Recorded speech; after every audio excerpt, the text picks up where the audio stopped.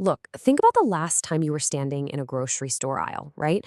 You're looking at two different brands of the exact same product, doing that quick mental math in your head just to see if you can afford the one that actually tastes better.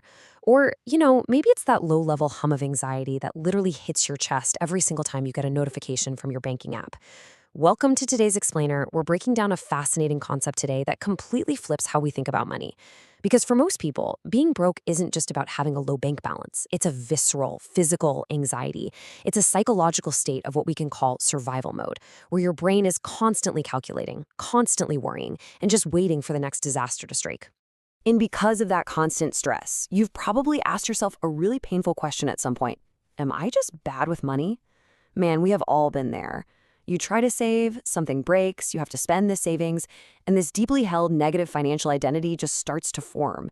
You've probably been told by 100 different financial gurus to just make a budget or, cut out the daily lattes. But honestly, that advice feels like a slap in the face when you're barely covering the essentials. It makes you feel like you're failing a test that everyone else is easily passing.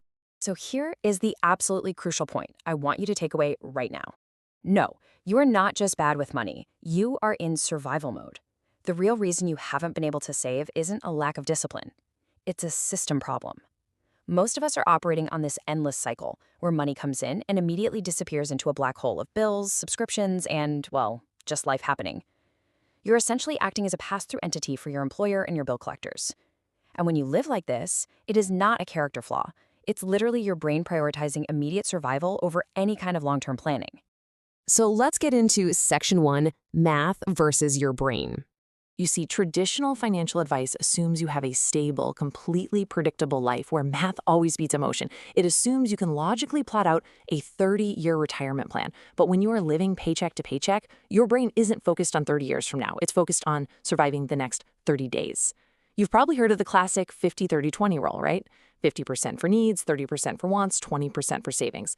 Sounds amazing on paper, but the reality for someone starting from absolute zero is entirely different. There is no 30% for wants. It is 95% for absolute survival and 5% desperately hoping your car doesn't break down this month, forcing your life into a system designed for people with surplus income that just sets you up for a massive psychological crash. And honestly, this disconnect gets even worse for modern workers. Millions of people today are surviving on the gig economy income roller coaster. We're talking side hustles, freelance jobs, contract work. One week you might make $300. The next week, wow, $1,200. And then the next week, $50. Your income looks way less like a predictable straight line and much more like a crazy theme park ride. Fixed percentage budgets completely fail here. I mean, you can't budget 20% to savings when your total income for the week barely even covers your electric bill. So, to actually break this cycle, we have to stop fighting math and start working with your brain's natural reward systems. Traditional advice relies on complex math, extreme discipline, and frankly, ignoring your immediate reality. The new world, what we're calling the $10 habit, relies on psychology. It relies on micro actions and working right alongside your brain. It's about changing your identity first, rather than trying to perfectly balance some massive spreadsheet. Which brings us to section 2, the $10 rule. This introduces a core solution that totally bypasses the brain's overwhelm response. It's called the psychological buffer system. And the rule is deceptively simple. Every single time money enters your life, whether it's a regular paycheck, a side hustle payment, or even just a small Venmo from a friend covering lunch, you move exactly $10 into a separate account. And here is the secret. It is not about the $10 itself. It is entirely about the interruption of the pattern. By taking that exact action every single time, you're sending a powerful signal straight to your subconscious. You are no longer just a pass-through entity. You become the absolute first person who gets paid. Okay, so how do we actually execute this? Step 1 is absolutely crucial. You must open a brand new, completely separate savings account. You need physical and emotional distance from your daily spending money. Think of this as your clean slate. Step 2 is naming it, which, trust me, we will cover in just a second. Step 3 is choosing a trigger. That just means defining exactly when you move the money, like saying, every time I get paid. And finally, step 4 is transferring it manually. Let's dive a little deeper into step 2, naming the account, because this is the real psychological kicker. If you leave the account named something generic, like Savings '02, it does absolutely nothing for your brain. You need an emotional anchor.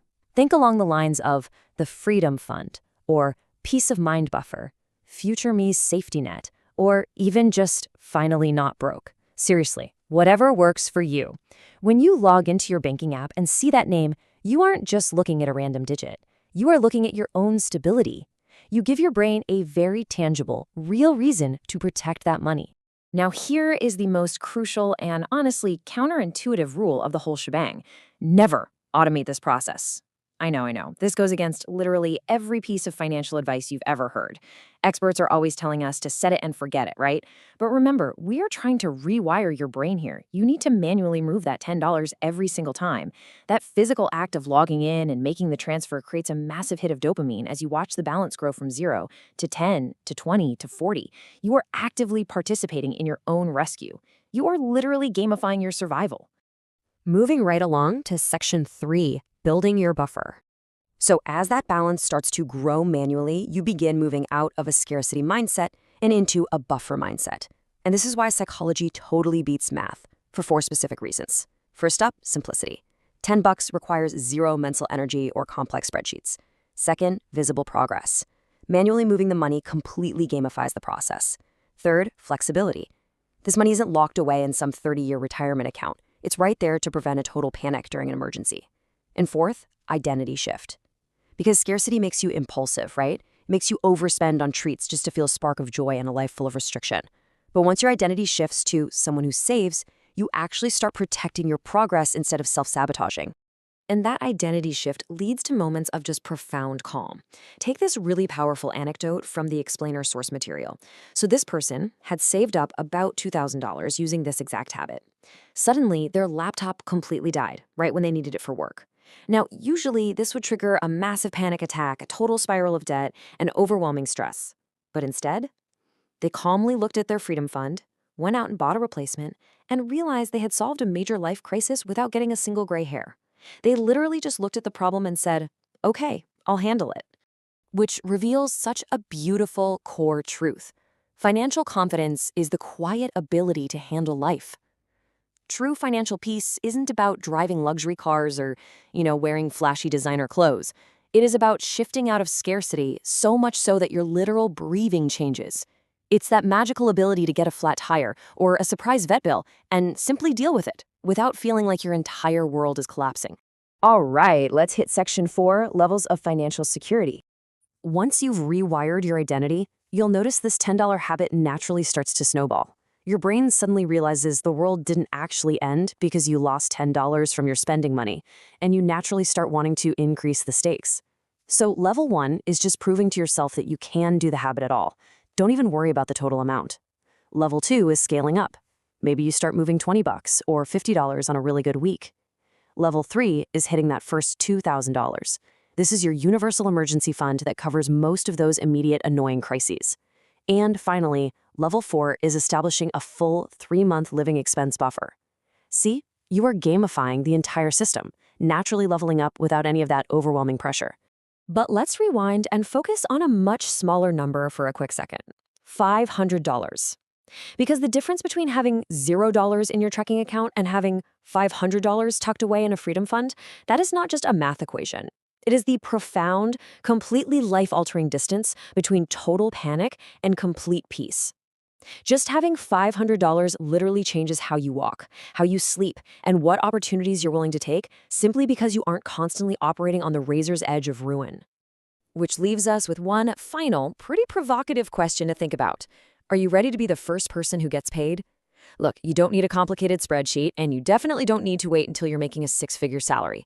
You just need a clean slate account, an emotional name for it, and the willingness to manually transfer $10 the very next time money hits your bank. Start the micro action, interrupt that old pattern, and watch your entire financial identity completely transform. Thanks for joining me on this explainer, and I'll catch you on the next one.